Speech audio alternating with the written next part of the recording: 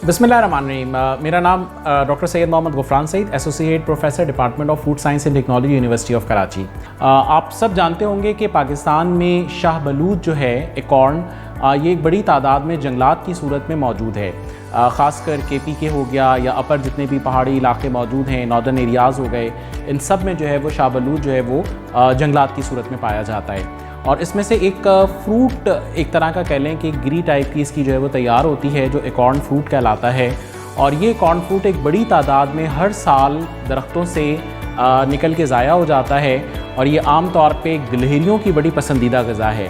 अगर मैं आपको दिखाऊं तो ये वो फ्रूट है जो आम तौर पे इन दरख्तों के ऊपर जो है वो लग रहा होता है। इसका कोई इस्तेमाल नहीं है, हालांकि दुनिया भर में एक एडिबल पार्ट के तौर पे जाना जाता है। इसकी ख़ास बात यह है कि इससे जो फ्लावर तैयार होता है, इससे मुख्तलिफ़ किस्म के जो है वो सीरियल बेस्ड जो प्रोडक्ट बनाए जाते हैं वो आसानी से बनाए जा सकते हैं।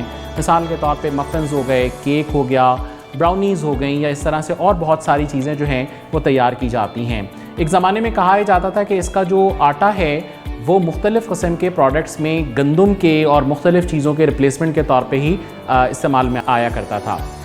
यहाँ पे हम इस एक ऑब्सोलीट प्रोडक्ट को एक तरह से कह लें जो इस वक्त मतरूक हो चुकी है, हम उसको जो है वो यहाँ पे मुख्तलिफ़ चीज़ों में इस्तेमाल करने के लिए कुछ तरकीब जो है वो बयान कर रहे हैं, जो हमने यहाँ अपनी लैब में भी तैयार की।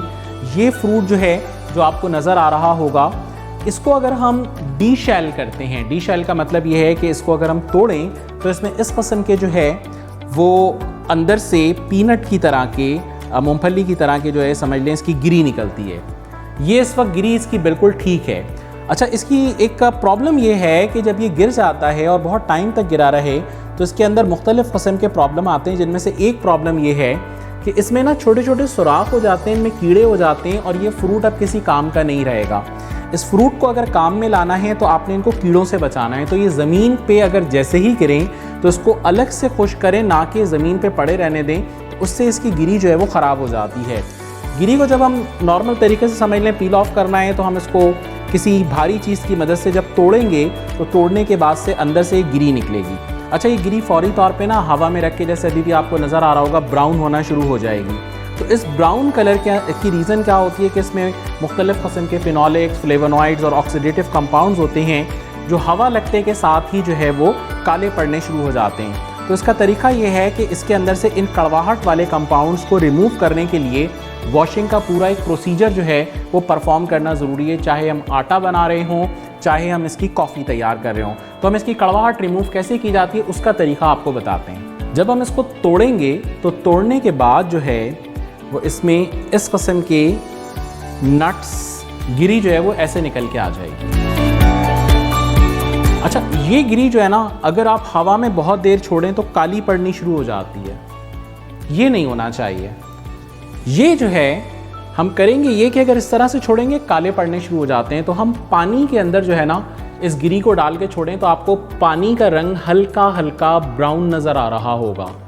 ये वो कंपाउंड्स हैं जो निकल के पानी में आने शुरू हो जाते हैं, जो कड़वाहट पैदा करने वाले होते हैं। लेकिन अगर आपको इसको अच्छी तरह से रिमूव करना हो तो इसको हम गर्म पानी में करेंगे। ये तरीका हम आपको अभी बताते हैं। वहाँ तक जो स्टेप हमने डिस्कस किया था वो था कि एकॉर्न के सीड्स को अलग कैसे करना। अगला जो सबसे मेन स्टेप है, जो समझ लें सबसे क्रिटिकल स्टेप है, ये है एकॉर्न के फ्रूट यानी शाहबलूत के बीज में से कड़वाहट ख़त्म करना। क्योंकि अगर कड़वाहट ख़त्म नहीं हुई तो आगे आपका कोई भी प्रोडक्ट सही नहीं बन सकता। चाहे आप कॉफ़ी बनवाएं या इसकी मफ़िन बनाएं या कोई और चीज़ बनाएं, तो उसके लिए कड़वाहट ख़त्म करना बेहद ज़रूरी है। अब इस कड़वाहट को ख़त्म कैसे करेंगे, इसके लिए हम यहाँ पे जो है वो परफॉर्मेंस करके देखते हैं। ये हमारे पास गर्म पानी है, या आप पतीली में भी कर सकते हैं। इस वक्त हमने जो है ये पानी, ये जो केटल है चाय के पानी की, उसके अंदर हमने गर्म पानी जो है वो कर लिया है। यहाँ पे कुछ सीड्स जो हैं जो हमने अभी आइसोलेट किए थे, तोड़ के निकाले थे, वो हम यहाँ पे इसमें डालते हैं। और डालने के बाद हम इसमें गर्म पानी जो है वो इंसर्ट करेंगे।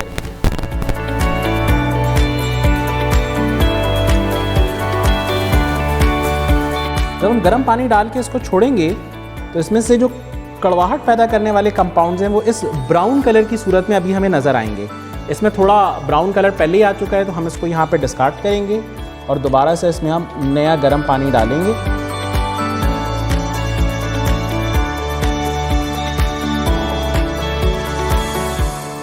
ये देखें यहाँ पे इसमें दोबारा से ब्राउनिंग आई है। इस ब्राउनिंग का इम्पैक्ट जब तक ख़त्म नहीं हो जाता, जब तक कि ये ब्राउन कलर पानी में आना बंद नहीं हो जाता, जब तक हमने इसकी वॉश करनी है। अमूमी तौर पे 3 मरतबा की गर्म पानी से वॉशिंग के अंदर ये ब्राउन कलर मुकम्मल तौर पे रिमूव हो जाता है और उसके बाद ये पूरा समझ लें स्टेबल भी हो जाता है। इसमें जो एंजाइम्स वगैरह हैं वो भी फर्दर जो है वो काम नहीं करते, तो इसके अंदर एक स्टेबिलिटी आ जाती है।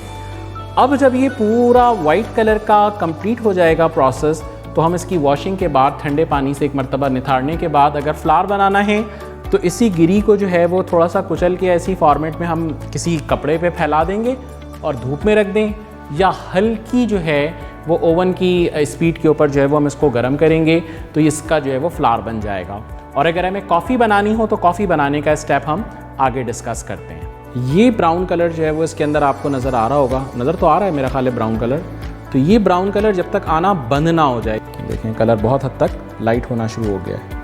जितना पहले डार्क था उतना डार्क नहीं है। ये दूसरी मरतबा हमने इसके अंदर ऐड किया है, थोड़ी देर छोड़ेंगे। ये जो अब हमने तीसरी बार पानी इसके अंदर गर्म डाला है, अब आप देखें इस पानी का कलर बिल्कुल ट्रांसपेरेंट है। अब इसमें कोई मज़ीद कलर निकल के नहीं आ रहा। इसका मतलब ये है कि इसमें से जितने भी वो कंपाउंड्स जो कि कड़वाहट पैदा करते हैं, टेनिन्स जो होते हैं, वो सारे इसमें से रिमूव हो गए। अब इसका फर्दर हमने जो है वो आगे प्रोसेस करना है। अब हम आ गए हैं तीसरे स्टेप के ऊपर। तीसरे स्टेप में कॉर्न का जो है वो हमने कॉफ़ी तैयार करनी है। कॉफ़ी बनाने के लिए हमें इसको बेक या रोस्ट करना पड़ेगा।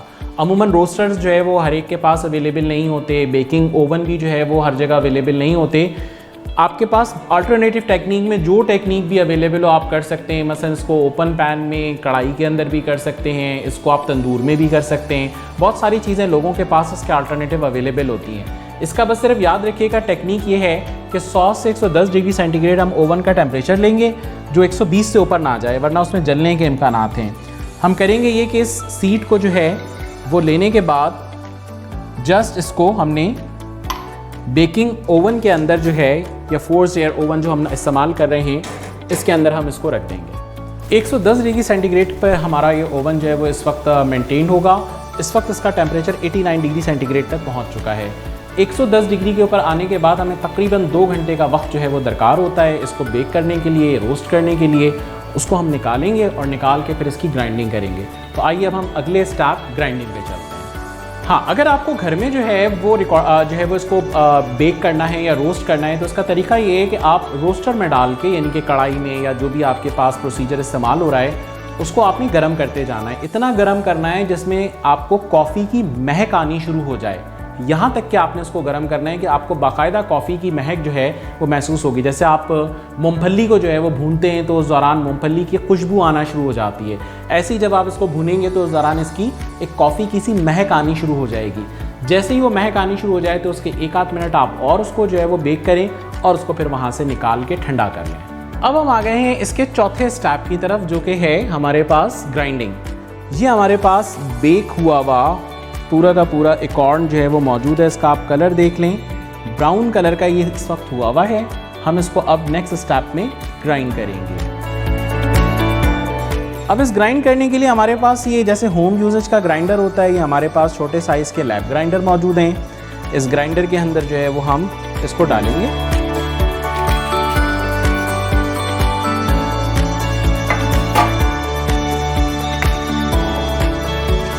ग्राइंडर में डालने के बाद इसको हम ग्राइंड करेंगे।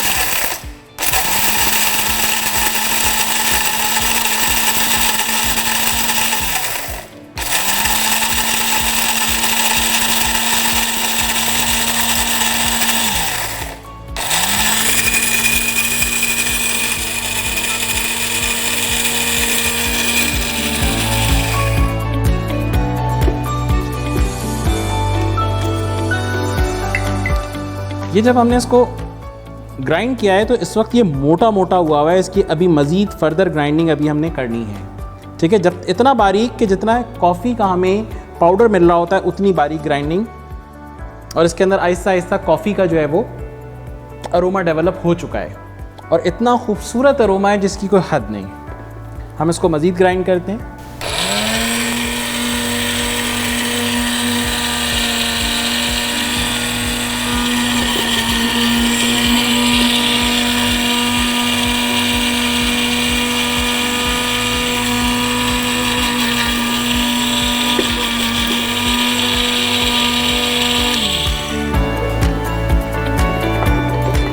अच्छा, अब यहाँ पे अगर आप देखें तो ये इतना बारीक हो चुका है, ये इसके पार्टिकल्स लम्प्स की तरह की शक्ल इख्तियार कर रहे हैं। ये अब पूरा स्ट्रक्चर ऐसा है जिससे आराम से बासानी कॉफ़ी तैयार की जा सकती है। तो अब कॉफ़ी बनाने के लिए जो है वो हम अगले स्टेप पर आएंगे। हम इसको गर्म पानी करके कप के अंदर डिज़ोल्व करेंगे तो इसमें कॉफ़ी का जैसा कलर और टेस्ट डेवलप हो जाएगा। तो अगले स्टेप में अब हम आपको कॉफ़ी जो है वो बना के दिखाते हैं। अब हम आ गए हैं जी आखिरी स्टेप के ऊपर। कॉफ़ी हमारी तैयार हो चुकी है। अब हम कॉफ़ी का सेंसोरियल ट्रायल यहाँ पे लेने के लिए जाएंगे, यानी कि अब हम इसको चख के देखेंगे कि हमारी कॉफ़ी बनी कैसी है। इस कॉफ़ी के मुतालिक अगर मैं आपको एक सादी सी बात बताऊँ वो ये है कि आप इस वक्त अमेज़ॉन के ऊपर जाइए और एकॉर्न कॉफ़ी लिखिएगा। एकॉर्न कॉफ़ी 100 ग्राम जो है तकरीबन कोई $23, यानी कि कोई तकरीबन समझ लें कि 200 ग्राम का पैकेट इसका $45-46 का आपको मिल रहा है, जो पाकिस्तानी रुपीस में अराउंड कोई 12-12.5 हज़ार रुपये बनते हैं। और किलो के अंदर अगर आप उसको उठाएं तो तकरीबन कोई 60,000 रुपये किलो के हिसाब से जो है एकॉर्न कॉफ़ी इस वक्त इंटरनेशनली सेल आउट होती है। इस कॉफ़ी को हम यहाँ पे अब बना के देखते हैं, क्योंकि ये एक ट्रेडिशनल प्रोडक्ट है। This is not a new thing. ये कोई आज की चीज़ नहीं है कि आज कोई नई वेराइटी, कोई नई चीज़ बन के आई हो। ये तो सदियों बरसों पुरानी, हज़ारों साल पुरानी एक चीज़ है जिसका हम रिवाइवल जो है वो यहाँ सामने लेकर आ रहे हैं कि किस तरह से दोबारा से इस्तेमाल में लेकर आई जा सकती है और ये कितनी कीमती चीज़ है जो दुनिया में इस्तेमाल हो रही है। ये हमारे पास पानी मौजूद है, गर्म पानी। इसको हमने कप में लिया। ये जो हमने कॉफ़ी का पाउडर जो है वो तैयार किया था, इसको हम थोड़ी मिकदार में इसमें डालेंगे। जैसे ही हमने इसको डाल के इसको घोला,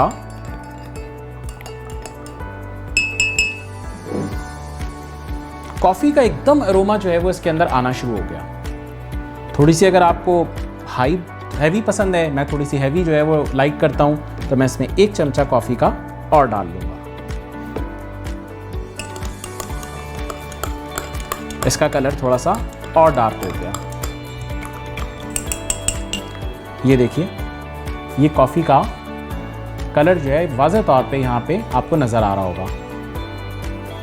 और खुशबू बिल्कुल कॉफ़ी की जैसी ही है। ये कैफ़ीन फ्री बेसिकली मशहूर है दुनिया भर में। इसमें कैफ़ीन नहीं होता, लेकिन टेस्ट और इसकी प्रोफाइलिंग जो है बिल्कुल कॉफ़ी के जैसे मिलती जुलती होती है। इसके बाद हम इसमें, कुछ लोगों को कॉफ़ी जो है वो विद टी वाइटनर या टी के साथ पसंद होती है, तो ये भी आपको हम करके दिखा देते हैं कि इसका कलर इस वक्त तो ये आ रहा है, लेकिन जब हम इसमें टी वाइटनर ऐड करेंगे, ये हमारे पास टी वाइटनर है, आपको यहाँ से नज़र आ रहा होगा।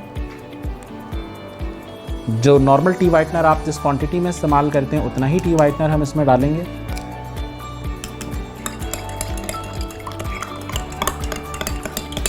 अब आप देखिए, इसका कलर बिल्कुल कॉफ़ी के जैसा जो है वो नज़र आ रहा है, जैसे नॉर्मली हम इस्तेमाल कर रहे होते हैं। यहाँ अब आपके सामने मैं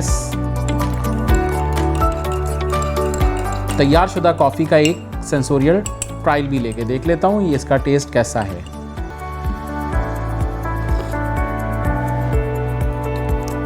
एग्जैक्टली द सेम प्रोडक्ट जो अमूमन हमें कॉफ़ी जो है वो मिल रही होती है, तकरीबन उसी से मिलता जुलता जो है ये कॉफ़ी तैयार हुआ है। और मेरा ख़्याल ये है कि अगर आप किसी को ना बताएं कि ये जो है वो एकॉर्न कॉफ़ी है, तो शायद कोई इसको ना पहचाने। वो इसको एक वैरायटी ऑफ कॉफ़ी समझेगा, या ये समझेगा कि कॉफ़ी जो है वो थोड़ी सी स्ट्रॉन्ग कॉफ़ी जो है वो बन के आ गई है, या अगर किसी को माइल्ड लेनी है तो वो समझेगा कि मिलती जुलती कॉफ़ी ही की कोई टाइप है। तो ये हमारे पास जो है वो कॉफ़ी का इस वक्त प्रोडक्ट जो है वो तैयार हो गया है, जो एकॉर्न कॉफ़ी है।